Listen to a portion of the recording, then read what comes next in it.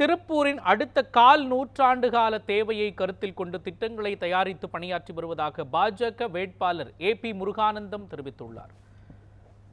திருப்பூர் வடக்கு சட்டமன்ற தொகுதிக்குட்பட்ட பகுதிகளில் திருப்பூர் பாஜக வேட்பாளர் முருகானந்தம் தீவிர பரப்புரையில் ஈடுபட்டார். அப்பொழுது அவர் பாஜக தேர்தல் அறிக்கையின் திட்டங்களை எடுத்துரைத்தும் மக்களின் குறைகளை கேட்டறிந்தும் வாக்கு சேகரித்தார்.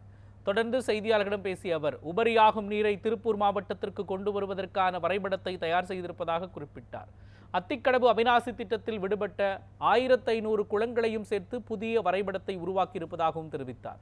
திருப்பூர் மக்களவை தொகுதிக்கு அடுத்த 25 ஆண்டு காலத்திற்கான சூழலை கருத்தில் கொண்டு தொழில்நுட்ப ரீதியாக திட்டங்கள் தயாரித்து பணியாற்றி வருவதாகவும் முருகானந்தம் கூறினார்.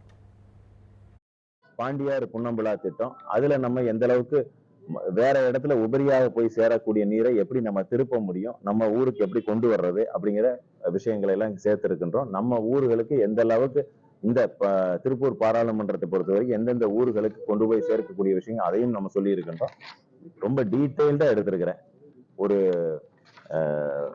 சயின்டிபிக்கா இதை எடுத்து இதை கொண்டு வந்து பிரதமர் அலுவலகத்துல அதை சேர்த்து இருக்கின்றோம். இதெல்லாம் வந்து அட்வான்ஸ்டா போறோம்.